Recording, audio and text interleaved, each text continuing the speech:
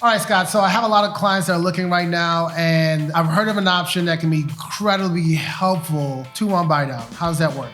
It is a great product, and especially in this higher rate environment. And so essentially what you're doing is you're asking the seller to provide a credit, and that credit, now normally when you ask a seller for a credit, let's say you ask for $10,000, right? Okay. That normally goes towards, let's say, closing costs or the bottom line to reduce the client's cash to close. This credit it's just going in a different bucket. It's going into a holding account, which that credit gets chipped away at over the first 2 years and acts as a subsidy. So what the 2-1 Buydown does is, let's say your actual rate that you lock in at is 7.75%. Essentially what happens is in year one, the rate that you're gonna pay on is 2 percentage points below the start rate. So if your rate's 7.75, year one, you'd pay as if the rate were 5.75. And in year two, you pay as if it were 1 percentage point below the start rate. So you'd be paying as if it were 6.75. And then in year three, it goes back to the fully realized note rate of 7.75. So 2 percentage points below the start rate first year,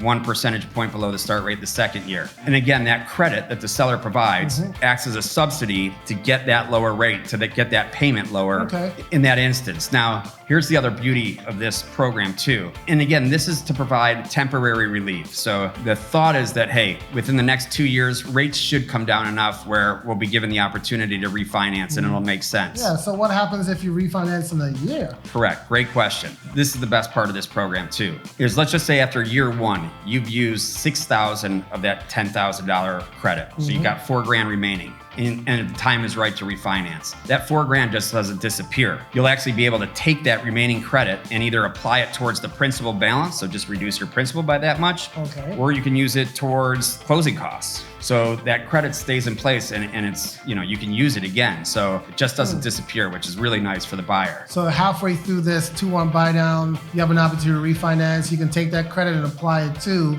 getting that new rates. Correct.